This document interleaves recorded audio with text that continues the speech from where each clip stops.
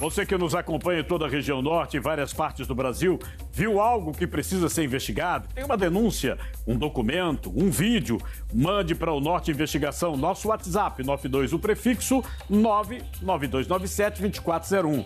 A sua informação pode ajudar a revelar fatos importantes e a levar ao ar novas reportagens investigativas. Os bastidores das eleições de 2026 vão muito além do discurso político e da disputa por votos. Especialmente no norte do Brasil, onde fazer campanha é também enfrentar desafios logísticos e custos elevados. Em estados marcados por grandes extensões territoriais, comunidades isoladas, cada agenda de campanha se transforma em uma operação complexa e cara. No norte, a geografia impõe desafios que impactam diretamente no bolso dos candidatos e no custo final da democracia. Você confere agora essa reportagem do Norte Investigação. As eleições de 2026 para deputados federais e senadores já movimentam partidos e pré-candidatos em todo o Brasil. E na região norte e em parte do nordeste, o cenário aponta para campanhas cada vez mais caras, com o uso de recursos digitais e altamente competitivas. Uma graduação maior do uso das redes sociais, do marketing digital a cada campanha. Então, 2026 vai ser maior esse uso do que foi em 2024.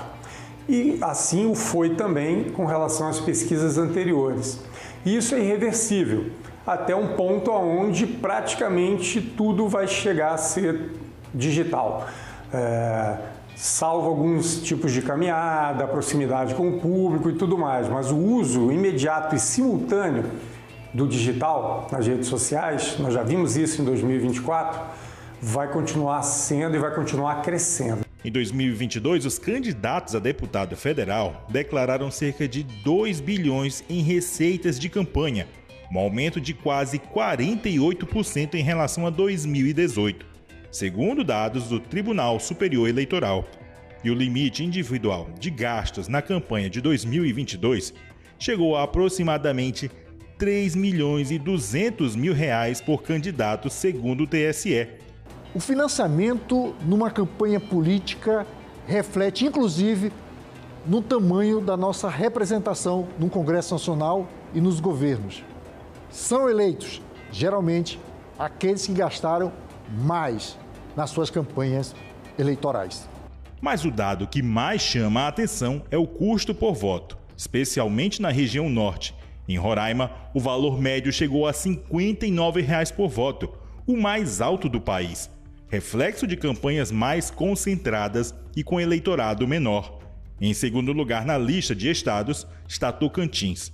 Cada voto para os eleitos do estado custou, em média, R$ 37 para a campanha.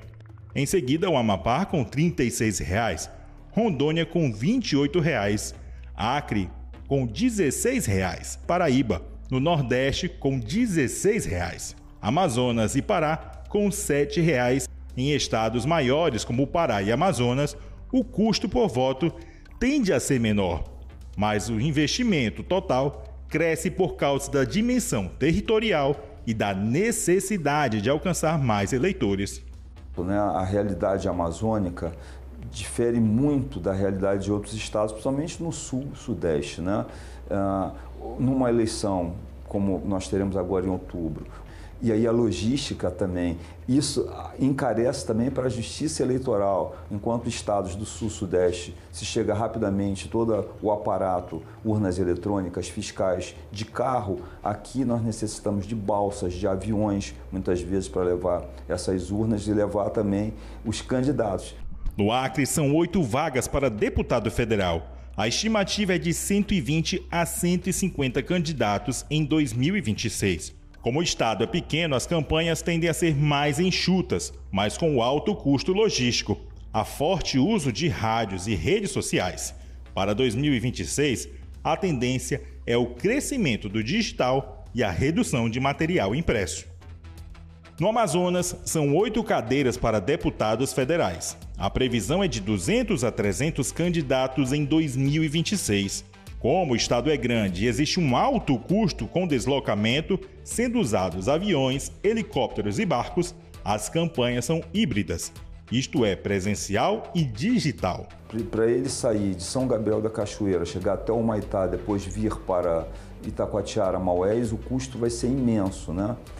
Em Rondônia, são 8 vagas para deputado federal. Segundo estimativas, há possibilidade de 150 a 180 candidatos na disputa. As campanhas utilizam as rodovias para o deslocamento com forte presença física dos cabos eleitorais. Para 2026, a tendência é o aumento do impulsionamento online.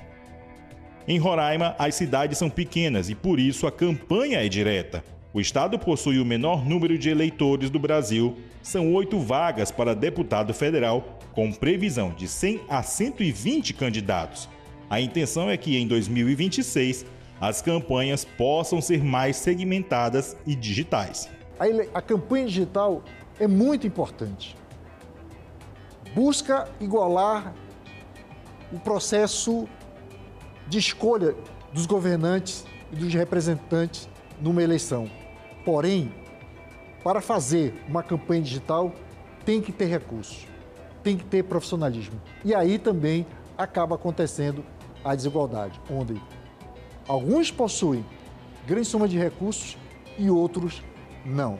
Mesmo na eleição via digital, a desigualdade permanece. A estimativa de 130 candidatos para disputar as 8 vagas de deputados federais no estado do Amapá, a característica é uma forte presença de eventos e alta faixa de mobilização local. O Pará possui a maior bancada do norte. São 17 vagas para deputados federais, sendo disputadas por mais de 300 candidatos com previsão para 2026. Há um alto investimento por causa da dimensão territorial e possível aumento de cadeiras no futuro, segundo projeções populacionais.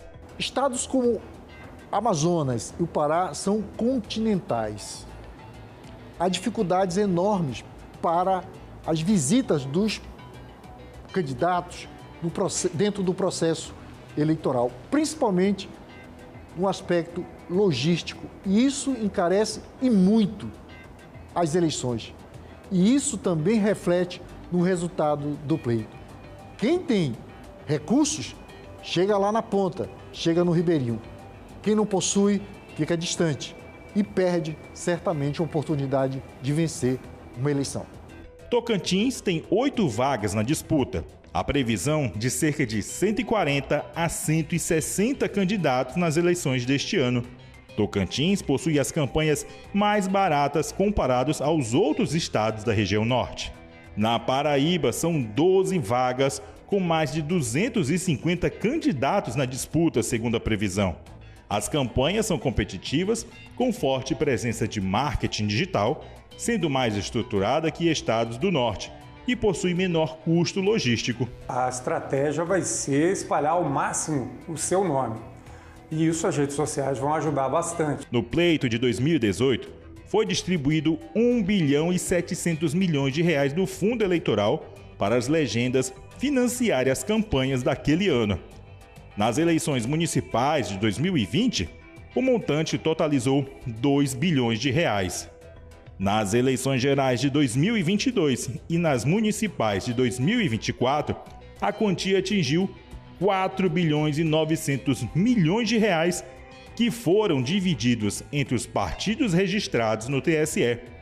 Para as eleições deste ano, o valor a ser repassado soma cerca de 5 bilhões de reais, conforme lei aprovada pelo Congresso Nacional.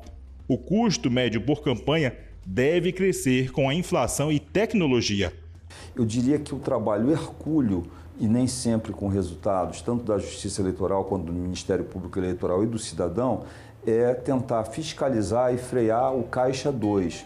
Então, um candidato com muito poder aquisitivo, nós vamos ver, por exemplo, nessas eleições que se aproximam, muitas pessoas nos cantos das ruas carregando bandeira, banners, isso tem um custo. Eu não sei se isso foi computado no gasto de campanha de forma adequada. Então, o uso do Caixa 2 é um dos desafios do Ministério Público Eleitoral, da Justiça Eleitoral, e quem tem muito poder aquisitivo acaba se beneficiando disso. Hoje, os principais gastos de campanha incluem publicidade em redes sociais com impulsionamento, vídeos e influenciadores, a produção audiovisual para a gravação de programas, jingles, marketing político. E temos os materiais impressos, como santinhos, banners. Há custos de logística envolvendo combustível, viagens, eventos, aluguéis de barcos, carros, ônibus, aviões e helicópteros, junto com as equipes de campanha, onde entram uniformes, bandeiras, alimentação e transporte. Quem tiver uma campanha mais estruturada, e aí quando eu falo estruturada, eu estou querendo dizer com mais recursos, com mais dinheiro na sua campanha, tem uma certa vantagem de que mobilização, deslocamento, contratos com institutos de pesquisa, contratos com agências de publicidade, com marketing digital, com media training, com uma série de coisas que são importantes numa campanha. E o eleitor pode acompanhar tudo isso.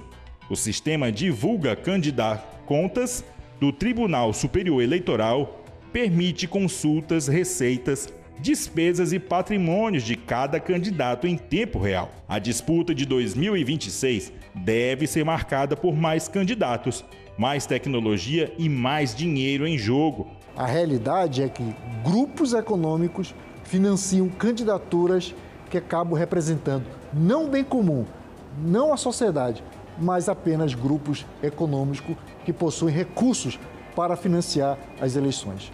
E isso é uma desigualdade enorme que a sociedade, que o processo eleitoral precisa combater. Reforçando um desafio antigo, equilibrar o custo das campanhas com a transparência e a igualdade na disputa. Um candidato, às vezes, gasta mais do que ele vai receber durante os 4 anos de mandato. E como é que ele vai sair perdendo? Não, ele vai acabar fazendo, por ele ter um cargo de deputado estadual, de vereador, deputado federal, senador, ele tem uma empresa e vai acabar negociando contratos com o governo do estado, com a União, e através desses contratos, esse gasto que ele teve na campanha é diluído, é minimizado até. E no fim das contas, o voto continua sendo o ativo mais valioso e também o mais disputado.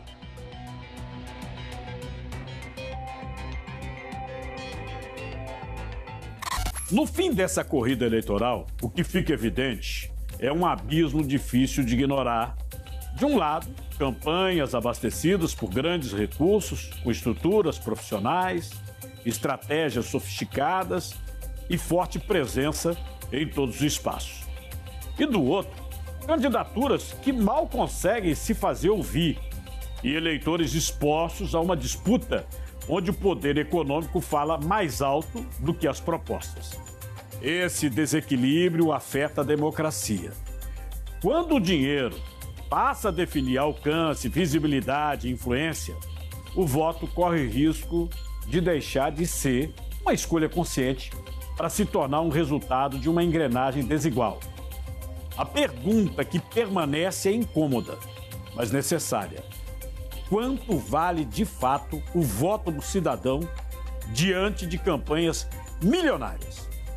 Se todos têm o mesmo direito de escolher, mas nem todos têm as mesmas condições de disputar, a democracia deixa de ser plenamente justa e passa a refletir cada vez mais o peso do dinheiro e não a voz da população. E daqui a pouco as notícias pelo Brasil com o Giro do Norte. Quanto custa proteger, amparar, cuidar da sua família? Menos de R$ 1,50 por dia para você e mais 4 dependentes.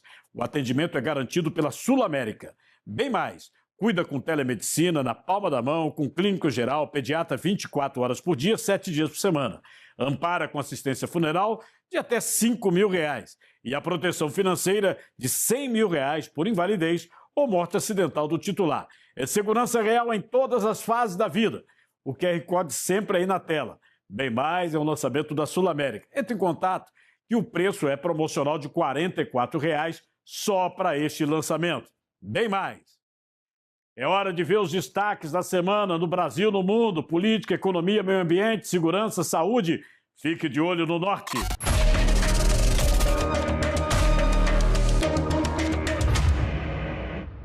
Olá, mais um desdobramento importante da Operação Japurá aqui na nossa região. A Polícia Rodoviária Federal interceptou uma carga pesadíssima de mercúrio que seria usada aí para separar ouro em garimpos ilegais na Amazônia. Para você ter uma ideia, uma dimensão da gravidade, esse metal é altamente tóxico e contamina rios e peixes, afetando diretamente aí a saúde das populações ribeirinhas e também indígenas. O flagrante aconteceu, segundo informações, após os policiais desconfiarem de veículos que estavam retornando de Léten sem compras, escondendo aí os cilindros sob os bancos. Um prejuízo de quase R$1 milhão para as redes criminosas que atuam nas nossas fronteiras. A iniciativa segue até o fim de abril, mobilizando aí esforços de policiamento e também a fiscalização avançada para o enfrentamento do garimpo ilegal na Amazônia.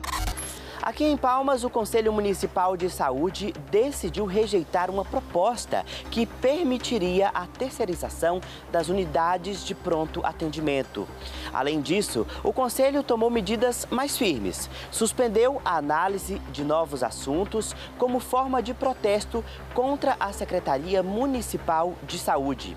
O CMS também decidiu acionar o Ministério Público para que a situação seja investigada. A principal preocupação é garantir que a gestão da saúde pública continue sendo feita de forma adequada e transparente, sem prejudicar o atendimento à população.